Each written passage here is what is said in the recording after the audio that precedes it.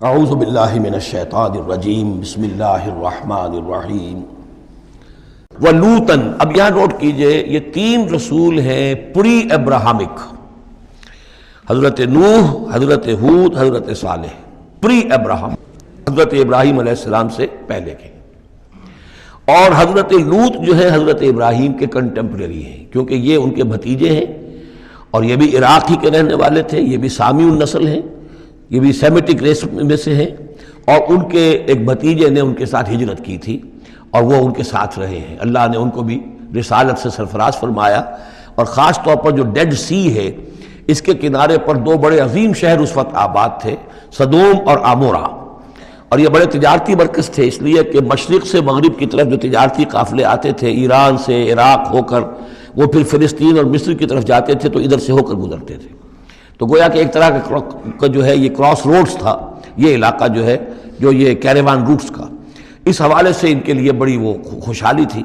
لیکن یہ کہ اس قوم کے اندر یہاں جو قوم آباد تھی، حضرت لوط ان میں سے نہیں تھے، اس قوم میں سے نہیں تھے، وہ تو آئے تھے حضرت ابراہیم کے بھتیجے عراق کے رہنے والے، لیکن جو لوگ یہاں آباد تھے ان میں یہ خباثت پیدا ہو گئی تھی جسے سوڈومی کہا جاتا ہے، یعنی یہ کہ مردوں کا آپس میں جنسی اختلاط جو ہے اس کی وجہ سے یہ ہے کہ ان کے اوپر عذاب آیا ہے، تو یہ ان کی طرف بھیجے گئے ہیں حضرت لوط علیہ السلام۔ نوٹ یہ کرانا ہے کہ حضرت ابراہیم کا ذکر یہاں بیچ میں سے نہیں کیا گیا، اس کی وجہ کیا ہے؟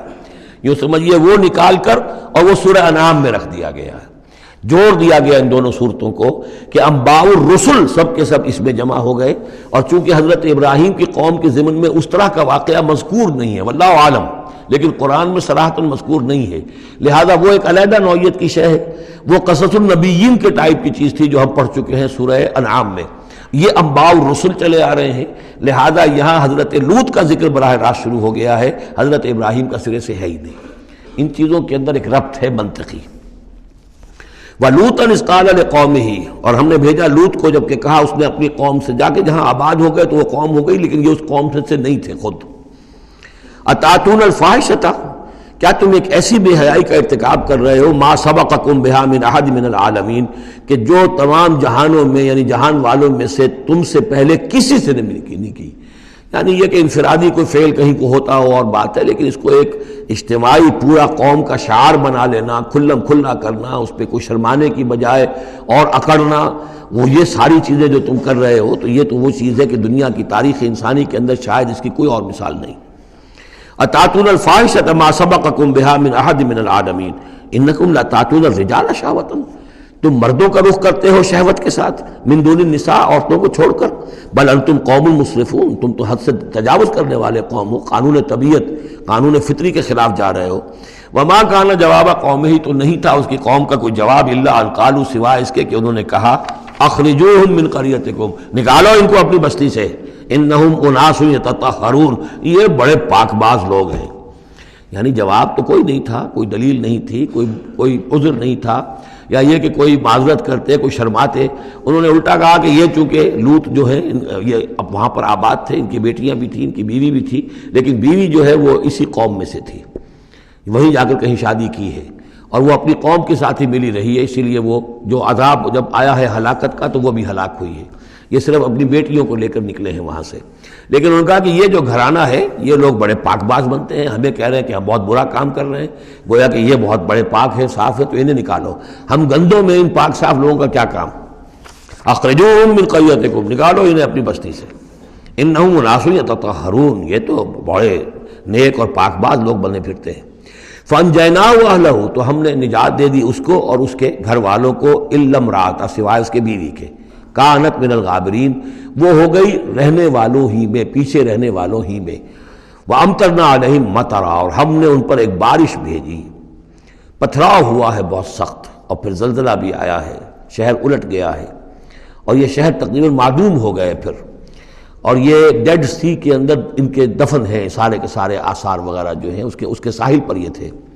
فانظر کیف کان عاقبۃ المجرمین، تو دیکھو کیسا انجام ہوا مجرموں کا۔ صدق اللہ العظیم۔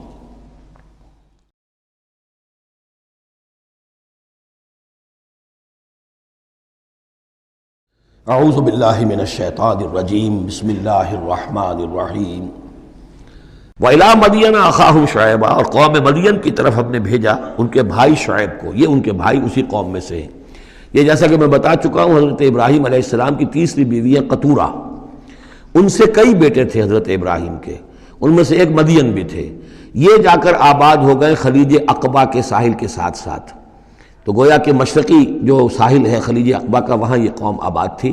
اور ان میں بھی چونکہ وہی کراس روڈ جو ہے، وہ جو ٹریڈ روٹس تھے، کیروان روٹس، جو اوپر سے آتا تھا راستہ فلسطین سے ہو کر اور یمن کو جاتا تھا شمالاً جنوباً راستہ، وہ بھی ان کے پاس سے گزرتا تھا. کیروانز آ رہے ہیں جا رہے ہیں، شمال سے جنوب، جنوب سے شمال. جو مشرق سے عراق سے ایران سے قافلے آتے تھے اور مصر جاتے تھے یا مصر سے آتے تھے. لہذا یہ جو تھے اس وقت کی انٹرنیشنل ٹریڈ کے چونکہ کراس روڈز کے اوپر واقع تھے، لہذا بہت خوشحال ہو گئے، بہت ان کے ہاں بہت وسعت ہوئی مال اور دولت کے اندر. لیکن پھر وہی گندگیاں ان کے ہاں شروع ہو گئیں. تو وہاں حضرت شعیب کو مبعوث کیا گیا. وَإِلَىٰ مَدْيَنَ أَخَاهُمْ شُعَيْبًا، اور مدین کی طرف ہم نے بھیجا ان کے بھائی شعیب کو. قَالَ يَا قَوْمِ اعْبُدُوا اللَّهَ مَا لَكُم مِّنْ إِلَٰهٍ غَيْرُهُ، انہوں نے بھی فرمایا کہ میری قوم کے لوگوں اللہ کی بندگی اور پرستش کرو، تمہارا کوئی الہ نہیں ہے اس کے سوا. قَدْ جَاءَتْكُم بَيِّنَةٌ مِّن رَّبِّكُم، تمہارے پاس تمہارے رب کی طرف سے کھلی دلیل آ چکی ہے. فَأَوْفُوا الْكَيْلَ، تو ماپ پورا کیا کرو. اب یہ چونکہ کاروباری یہ لوگ تھے تو اب ان کے ہاں جو خرابی آئی تھی اس میں یہ ہے کہ پیمانہ کم ناپ رہے ہیں، کم تول رہے ہیں. بلکہ یہ بات بھی ذہن میں رکھیے، پری ابراہمک جو تینوں قوموں کا تذکرہ قرآن مجید میں آیا ہے، جو قوم نوح، قوم ہود، قوم صالح، ان میں سوائے شرک کے اور کسی خرابی کا تذکرہ نہیں ہے. یعنی ابھی انسانی تمدن اتنا سادہ تھا کہ اور گندگیاں ابھی پیدا نہیں ہوئی تھیں، انسان فطرت کے قریب تھا. ابھی وہ پیچیدگیاں جو تمدن کے ساتھ بڑھتی ہیں اور گندگیاں جو اس کی وجہ سے پھیلتی ہیں وہ نہیں آئی تھی. لیکن یہ کہ قوم لوط، یعنی جس کی طرف حضرت لوط کو بھیجا گیا، ان میں یہ سیکسول پرورشن جو سب سے بڑی یہ بنیادی جو خرابی آئی ہے پہلی، وہ اس قوم میں آئی. اور نمبر 2 جو خرابی آئی ہے وہ مالی معاملات میں دھوکہ اور فریب اور کم تولنا اور کم ماپنا اور لوگوں کا مال ہڑپ کر جانا. یہ ساری چیزیں ہیں جو قوم شعیب کے اندر یعنی قوم مدین کے اندر آئی ہیں. فَأَوْفُوا الْكَيْلَ، پیمانہ پورا بھرا کرو، وَالْمِيزَانَ، اور تول پورا کیا کرو، وَلَا تَبْخَسُوا النَّاسَ أَشْيَاءَهُمْ، اور لوگوں سے کے لیے ان کی چیزیں کم نہ کیا کرو. وَلَا تُفْسِدُوا فِي الْأَرْضِ بَعْدَ إِصْلَاحِهَا، اور زمین کے اس کی اصلاح کے بعد اس کے اندر فساد مت مچاؤ. ذَلِكُمْ خَيْرٌ لَكُمْ إِن كُنتُم مُؤْمِنِينَ، یہی تمہارے لیے بہتر ہے اگر تم مومن ہو. وَلَا تَقْعُدُوا بِكُلِّ صِرَاطٍ تُوعِدُونَ، اور نہ بیٹھا کرو ہر راستے پر ڈرانے اور دھمکانے کے لیے. ڈاکے مارتے تھے، رہزنی کرتے تھے لوگوں سے، ڈرا دھمکا کر قافلوں سے، وہ جگہ ٹیکس جیسے پنجاب میں ہوتا ہے اور بھی جگہوں پر ہوتا ہے وہ وصول کرتے تھے. تو ان کو ڈرایا مت کرو. وَتَصُدُّونَ عَن سَبِيلِ اللَّهِ مَنْ آمَنَ، اور پھر یہ کہ اس کے علاوہ ان سب کے اوپر اب جو مجھ پر ایمان لے آئے ہیں ان کے لیے تم چاہتے ہو کہ انہیں اللہ کے راستے سے روک دو. وَتَبْغُونَهَا عِوَجًا، اور اس کے لیے تم چاہتے ہو کہ کجی تلاش کرو. وَاذْكُرُوا إِذْ أَنْتُمْ قَلِيلًا فَكَثَّرَكُمْ، یاد کرو جب کہ تم کم تعداد میں تھے اللہ نے تمہاری تعداد زیادہ کر دی. فَانظُرُوا كَيْفَ كَانَ عَاقِبَةُ الْمُفْسِدِينَ، اور یہ بھی دیکھو مفسدوں کا کیسا کچھ انجام ہوتا رہا ہے. اس لیے کہ قوم لوط جو ہے وہ کوئی بہت زیادہ دور تو نہیں تھی، اس کے جو انجام تھے وہ ان کے تاریخی روایات کے اندر موجود تھے. وَإِنْ كَانَ طَائِفَةٌ مِّنكُمْ آمَنُوا، پھر اب اگر تم میں سے ایک گروہ ایمان لے آیا ہے، بِالَّذِي أُرْسِلْتُ بِهِ، اس چیز پر کہ جو مجھے دے کر بھیجا گیا. وَطَائِفَةٌ لَمْ تُؤْمِنُوا، اور ایک گروہ وہ ہے جو ایمان نہیں لایا ہے، قوم تقسیم ہو گئی ہے. فَاصْبِرُوا، اب یہاں خطاب ہے ایمان لانے والوں سے، تو اے ایمان والو اب صبر کرو. حتیٰ یحکم اللہ بیننا، یہاں تک کہ اللہ ہمارے مابین فیصلہ کر دے. وہو خیر الحاکمین، اور یقیناً وہ بہترین فیصلہ کرنے والا ہے. قال الملأ الذین استکبروا من قومہ، کہا اس کی قوم کے ان سرداروں نے جنہوں نے تکبر کی روش اختیار کی، لَنُخْرِجَنَّكَ يَا شُعَيْبُ وَالَّذِينَ آمَنُوا مَعَكَ مِنْ قَرْيَتِنَا، اے شعیب ہم تمہیں اور جو تیرے ساتھ ایمان لائے ہیں انہیں اپنی بستی سے نکال باہر کریں گے. أَوْ لَتَعُودُنَّ فِي مِلَّتِنَا، یا تم لوگوں کو واپس آنا ہوگا ہمارے ملت میں، جو ہمارا طریقہ تھا، جو ہمارا دین تھا، جو ہمارے رسمیں ہیں، ریتیں ہیں، رواج ہیں، انہیں اختیار کرنا پڑے گا. قَالَ أَوَلَوْ كُنَّا كَارِهِينَ، حضرت شعیب نے فرمایا تو کیا تم ہم پر جبر کرو گے؟ ہمیں تو پسند نہیں ہے، ہم تو تمہارے اس دین میں، تمہارے طور طریقے میں نہیں جانا چاہتے، ہمیں ناپسند ہو تب بھی تم ہمیں مجبور کرو گے. قد افترینا علی اللہ کذبا ان عدنا فی ملتکم، اگر ہم تمہاری ملت میں لوٹ آئے تو گویا کہ ہم نے جھوٹ جڑا اللہ پر. میں نے گویا کہ نبوت کا دعویٰ جو کیا تھا وہ جھوٹا تھا، پھر تو میں اپنے دعوے کو خود باطل قرار دے دوں گا. میں نے جو دعویٰ کیا وہ صحیح کیا ہے، میں تمہارے دین میں اور تمہاری ملت میں واپس نہیں آ سکتا۔ بعد اذ نجانا اللہ منہا، جبکہ اللہ تعالیٰ نے ہمیں اس سے نجات دے دی ہے۔ وما یکون لنا ان نعود فیہا، اور ہمارے لیے قتل ممکن نہیں ہے کہ ہم اس کے اندر اعادہ کریں، لوٹ آئیں، الا ان یشاء اللہ ربنا۔ اب یہ ہے کہ جو ہر بندہ مومن کو سمجھنا چاہیے کہ خیر پر استقامت کے لیے بھی کبھی بھی یہ نہیں کہنا چاہیے ہرگز میں یہ نہیں کروں گا۔ اللہ کو اگر کوئی اور ہے میرے لیے، کوئی اللہ کی طرف سے کوئی فیصلہ برا ہے میرے لیے، تو ظاہر بات ہے کہ بات اور ہے، ورنہ یہ کہ میں اپنے بش پڑتے اپنے ارادے سے اپنے ارادے آزادی کے ساتھ میں یہ کام نہیں کروں گا۔ لہذا اس امکان کو ضرور، کیا پتہ کل میرا دماغ خراب ہو جائے، بڑے سے بڑے لوگوں کے دماغ خراب ہوئے اور ہو سکتے ہیں، لہذا اس میں بھی کوئی بہت ہی عزم بالجزم والی بات نہیں، بلکہ اللہ کے اوپر ظاہر ہو کہ توکل جو ہے وہ اپنی سمجھ پر، اپنی استقامت پر، اپنے فکر پر، اپنے فلسفے پر نہیں ہے، بلکہ توکل اگر ہے، بھروسہ اگر ہے تو اللہ تعالیٰ کی توفیق و تیسیر پر۔ ظاہر بات ہے کہ یہاں کوئی امکان نہیں تھا، لیکن انہوں نے پھر بھی ذکر کیا وما یکون لنا ان نعود فیہا، ہمارے لیے بالکل ممکن نہیں ہے کہ ہم دوبارہ اس میں لوٹ آئیں، الا ان یشاء اللہ ربنا، ہاں اگر ہمارا رب چاہے۔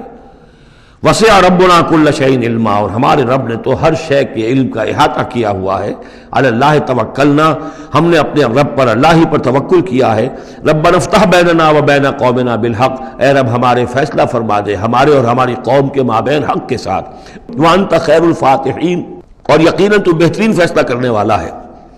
وقال الملأ الذین کفروا من قومہ لئن اتبعتم شعیبا انکم اذا لخاسرون، اور کہا ان لوگوں نے جو وہ سردار تھے ان کی قوم کے، جنہوں نے کفر کیا تھا اس کی قوم سے، ان لوگوں سے جو ایمان لائے تھے، اور ان لوگوں سے کہ جن کو حضرت شعیب دعوت دے رہے تھے، لئن اتبعتم شعیبا، اگر تم نے شعیب کی پیروی کی، انکم اذا لخاسرون، تو تم خسارے والے ہو جاؤ گے۔